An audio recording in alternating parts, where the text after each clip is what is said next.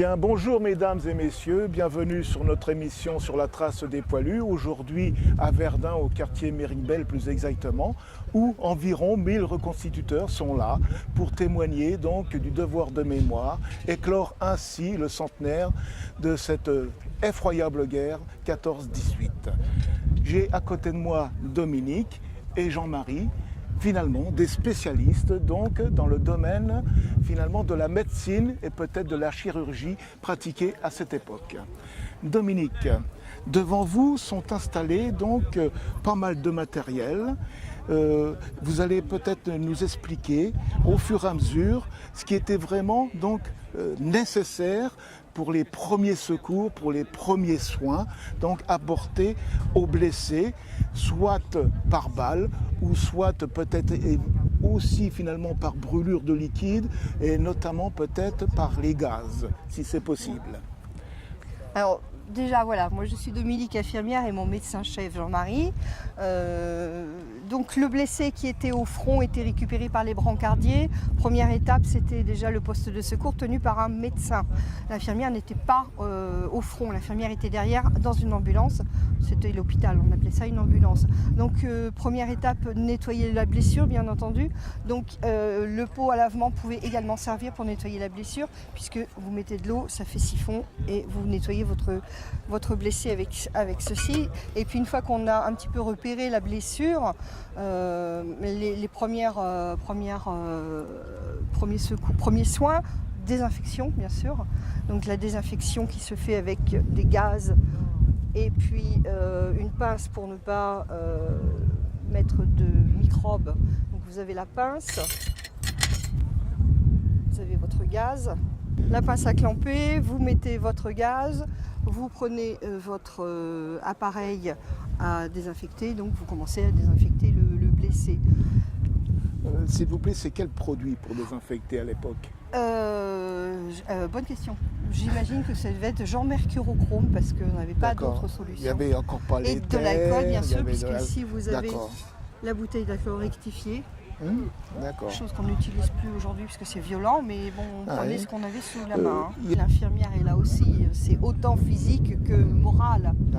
Et donc le nettoyage de la blessure. Ensuite, s'il y a des éclats, on prend la pince, on enlève les éclats d'obus.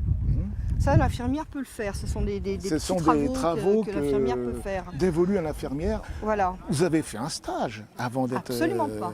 Absolument non, pas. Non, c'est documenté sur les livres. Non, mais à l'époque, pour intervenir sur un blessé, il fallait quand même avoir une certaine expérience. Il faut déjà vous expliquer que ce que je porte là, bien sûr, allez-y. Ça s'appelle Secours aux blessés militaires. Donc Henri Dunant, en 1864, a créé la Croix-Rouge. Et ensuite, en 1880, on a créé 3 associations de dames. Parce que on s'est aperçu qu'il fallait des infirmières et elles n'étaient pas toutes infirmières. Donc on avait la Société de secours aux blessés militaires. Ces dames étaient affectées aux gares, donc elles recevaient les blessés du front. Ensuite vous aviez l'Union des dames françaises et vous aviez l'Association des dames de France. Des dames de France. Voilà, et donc toutes pas forcément formées médicalement, elles se sont formées sur le tas. Sur le tas, comme bien on peut sûr. dire, voilà, d'accord, comme un apprenti, quoi, finalement. C'est ça. Et je constate que vous avez 3 traits verticaux, oui, ça correspond au grade. D'accord. C'est le grade. Donc plus on en a, plus nous sommes anciens. Je pense que ça s'arrête à 3. D'accord, ok. D'accord. Voilà, ça donc s'arrête à 3. On pourrait considérer finalement que vous êtes infirmière en chef. C'est ça. D'accord, entendu. C'est ça. Voilà. Alors là, je vois aussi qu'il y a des seringues. Alors, elles servaient à quoi finalement ces seringues à cette époque-là? C'était pour injecter quel genre de produit? Les solutions antiseptiques. Antiseptiques, d'accord. Vous aviez les petites bouteilles qui sont là, dans lesquelles les solutions étaient. Dans des petites fioles comme ça. Même principe qu'aujourd'hui. Oui, d'accord. On tire et puis. Et donc l'infirmière, elle, pareil, elle pouvait faire les piqûres. Et puis le médecin passait derrière ensuite s'il y avait donc des coutures à faire. Ah oui, en effet. Oui. Donc, ici vous avez, je vais vous sortir si vous souhaitez. Ici vous avez une petite boîte qui servait à stériliser, parce qu'évidemment la stérilisation existait. C'était pas de la médecine du Moyen-Âge. Donc la petite boîte à stériliser les aiguilles. Ici vous avez une aiguille à recoudre puisqu'elle est courbée. Et donc avec les calgutes qui sont là, ce sont les fils qui servaient En effet, aux coutures. je constate Donc, qu'ils ont elles déjà un bon diamètre, ces fils-là. Vous avez du petit, vous avez des plus gros. Selon Et elles sont donc la blessure. En ampoule stérilisée. D'accord. Voilà. Alors selon le type de blessure, vous preniez donc le fil correspondant. Voilà, on prenait le fil correspondant et évidemment avec l'aiguille correspondante. D'accord. Et bien sûr, tout ça sans anesthésie. Bah, si on pouvait, mais sur le front, non. Je pense que l'anesthésie n'était pas... On faisait dans l'urgence. D'accord, entendu. Après, quand le malade arrivait sur les ambulances à l'arrière, c'était déjà une médecine plus réfléchie. On accueillait le blessé, on le déshabillait, on le lavait, on le couchait. Quand on pouvait... Mais dans le cadre de l'urgence, non, il fallait parer au plus pressé. Et voilà, d'accord. Vous avez des ouvrages fort intéressants qui relatent un petit peu. Vous avez les carnets de l'aspirant Labi qui sont très intéressants. Un tout jeune médecin qui n'avait pas fini sa médecine, mais qui est quand même passé sur le front et qui raconte dans ses carnets jour après jour tout ce qui arrivait. C'est assez impressionnant. C'est poignant aussi. C'est assez poignant.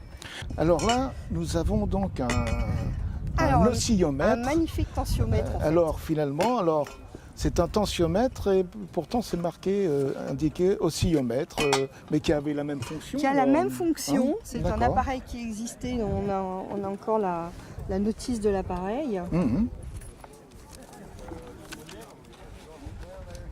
Donc il est dans son jus, on n'a pas touché la poire. Ah oui, la poire est d'époque, on voit bien. Elle est fatiguée, elle est fatiguée, j'ai remplacé juste le tuyau. Et puis ici, vous avez le garrot. Le garrot, en effet, oui. C'est déjà bien équipé. Tensiomètre de Boulitte. De Boulitte, le nom de son créateur.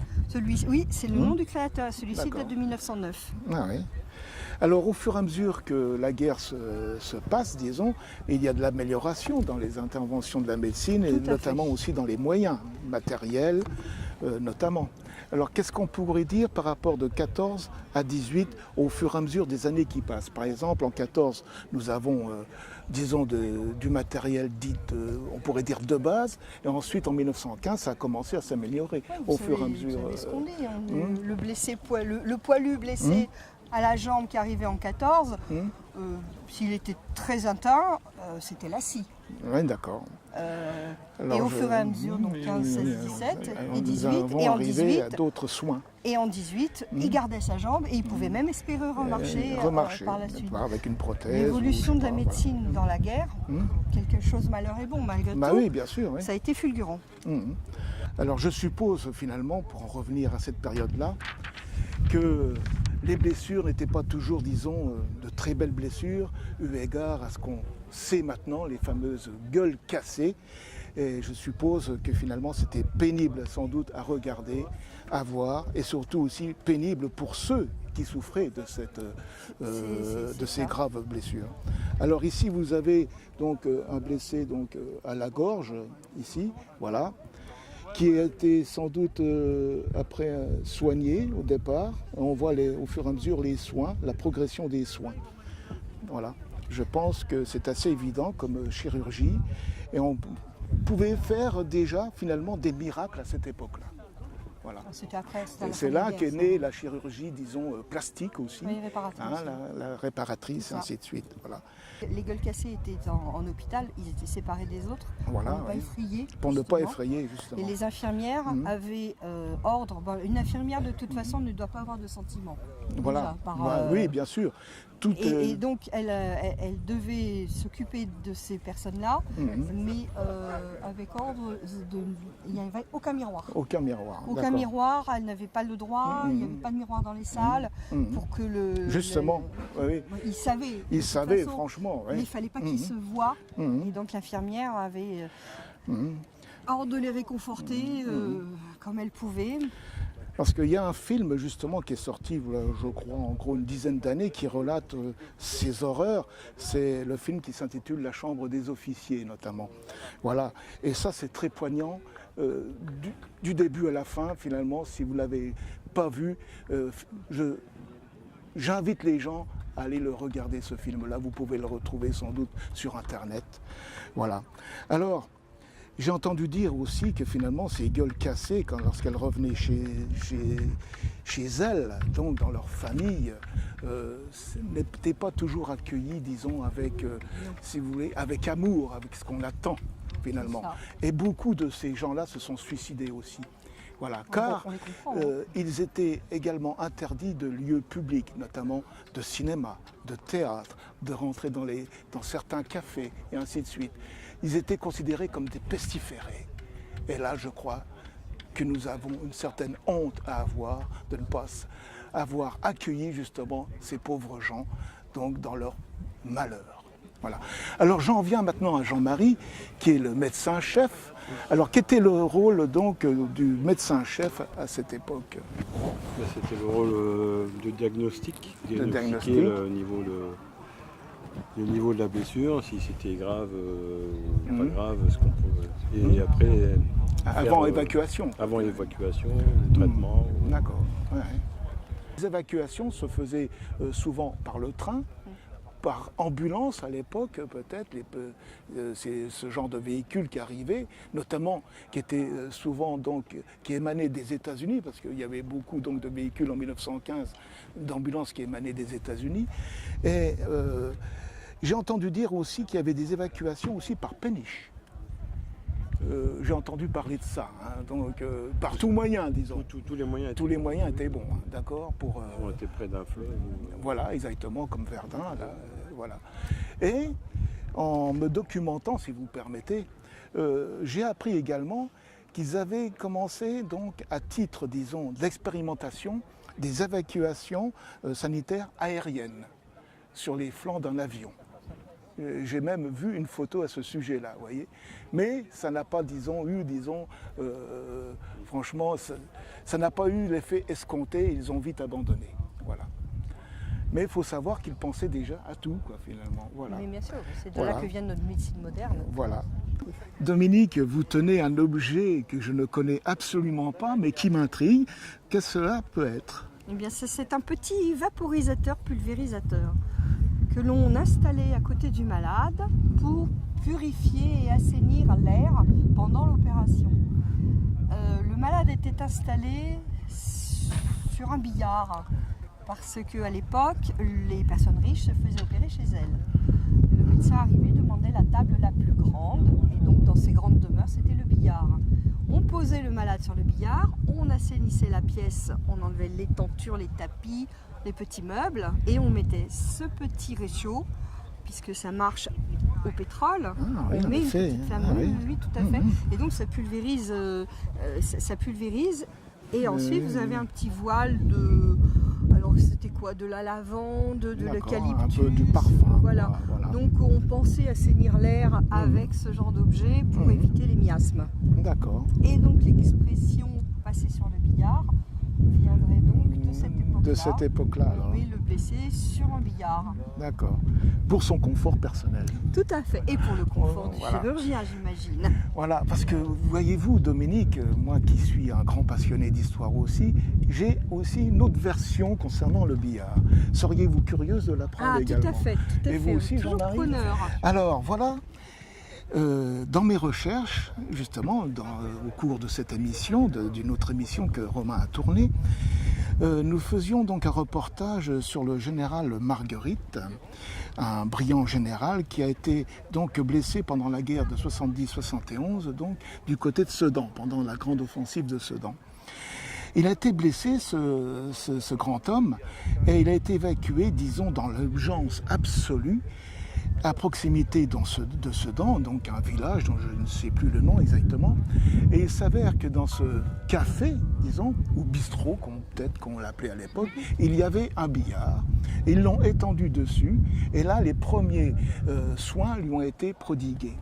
Et, comme vous, j'ai appris un peu plus tard, de sources, je vais dire sûres, quoi, finalement aussi, que cette, disons, cette appellation, le mot billard, être soigné sur le billard ou passer sur le billard, viendrait également de cette blessure reçue par le général Marguerite, vous voyez, en 71. Voilà. On se recoupe finalement le billard. Voilà. Mais c'est toujours, le billard. Le billard. Voilà. Je vous remercie. Alors, à quelle association appartenez-vous? Alors, c'est l'association des poilus d'Île-de-France. Ah, de l'Île-de-France. Toute jeune association. D'accord. Voilà. Et comment est née cette passion de faire revivre, au moins, disons, la médecine de cette époque? Bon, ça a pas été- Vous êtes ça a été, dans le domaine médical tous les deux? Absolument non pas. Non, Ça a été évident en fait. Quand on a créé l'association, j'ai dit je suis une femme, je ne peux pas être soldat, donc je serai votre infirmière. Et donc à partir de là, j'ai fait des recherches, j'ai récupéré plein de matériel, j'en ai acheté beaucoup par le biais d'Internet. D'accord. On trouve encore certaines choses intéressantes.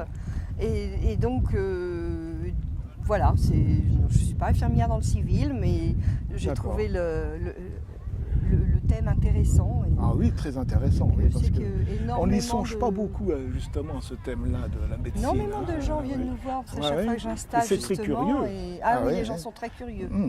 Et vous, Jean-Marie, alors cette passion, c'est C'est parce que d'abord on est déjà dans une autre association qui c'est le Fort de Cormeilles en Paris. D'accord. Donc On se connaissait depuis comme très on se longtemps connaissait déjà, Ah ouais. on est déjà un groupe et on s'est dit il n'y a pas d'association au niveau de la gare 14-18. D'accord. Et donc, Donc, vous l'avez créé, quoi. On l'a finalement. créé. Voilà. Avec D'accord. notre Ah président. ouais, Voilà. c'est très bien. Et donc j'ai dit il me faut un médecin-chef. C'est quand même. Plus- Bah oui, c'est normal, tout ça à fait complétait. logique, ça complète aussi, Voilà, et ainsi de exactement. suite. Voilà, ouais. Comme moi C'est ça. je suis plutôt dans la technique. D'accord. Je préfère dans la Ok, médecine. Voilà. d'accord.